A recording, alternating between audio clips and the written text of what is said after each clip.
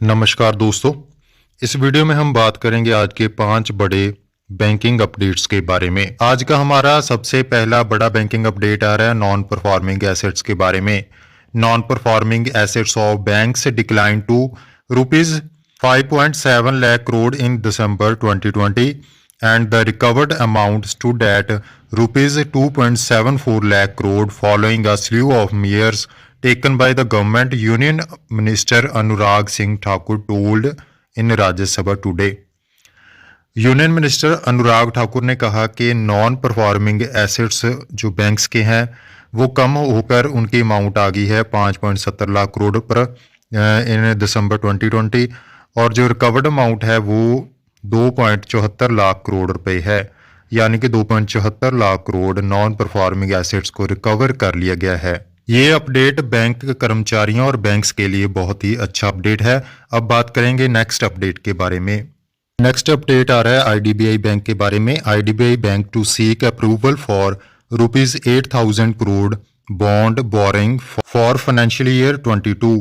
IDBI Bank on Tuesday said it is seeking approval for rupee bond borrowings worth rupees 8,000 crore for the next fiscal.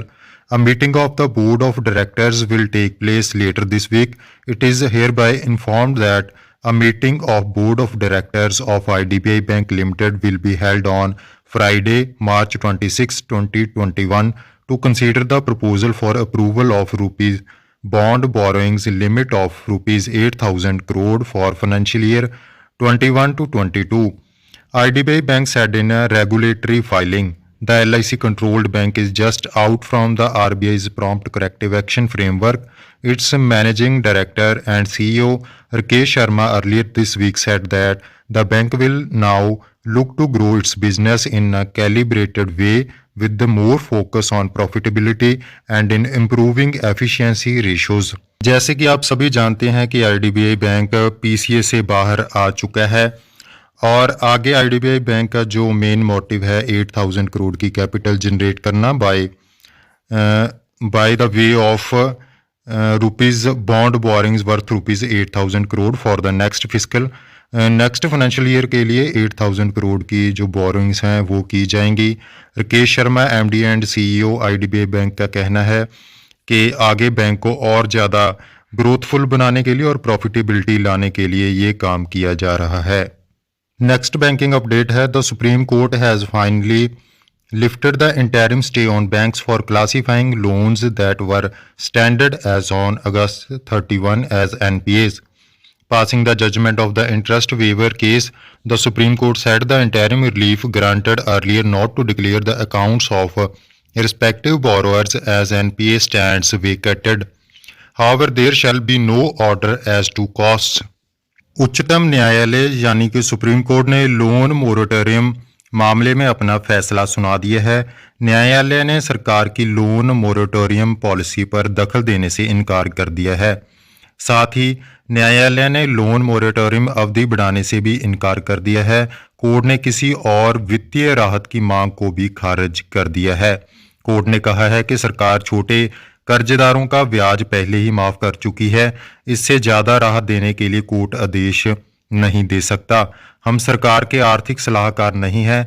महामारी की वजह से सरकार को भी कम टैक्स मिला है, इसलिए ब्याज को पूरी तरह से माफ नहीं किया जा सकता। आज का हमारा लास्ट अपडेट है बैंक प्राइवेटाइजेशन के ऊपर। एक खबर चल रही थी कि बैंक प्राइवेटाइजेशन के ऊपर आज कोई फैसला आ सकता है। कोई भी 2 बैंकों के नाम सामने आ सकते हैं क्योंकि एक मीटिंग है जिसमें कि बैंक प्राइवेटाइजेशन के ऊपर कोई ना कोई बड़ा फैसला लिया जा सकता है सरकार की तरफ से। इसके ऊपर CNBC आवाज़ एक्सक्लूसिव खबर के मुताबिक पहले चरण में प्राइवेटाइज के लिए किए जाने वाले बैंकों के नाम का चयन हो सकता है। सूत्रों के अनुसार सरकारी बैंकों के निजीकरण पर आज अहम बैठक है। इस बैठक में बैंकिंग डिपार्टमेंट और विनिवेश विभाग के अधिकारी भी शामिल होंगे। सूत्रों के मुताबिक इस बैठक में नीति आयोग के अधिकारी भी शामिल होंगे। नीति आयोग ने बैंकों के निजीकरण पर रिपोर्ट तैयार कर ली है। इस बैठक में नीति आयोग की शुरुआती रिपोर्ट पर चर्चा होगी। पहले चरण में निजीकरण के लिए बैंकों के नाम का चयन संभव है। ये न्यूज सुबह से चल रही थी। Indian overseas bank, bank of Maharashtra, bank of India और सेंट्रल बैंक ऑफ इंडिया के नाम काफ़ी चर्चा में थे।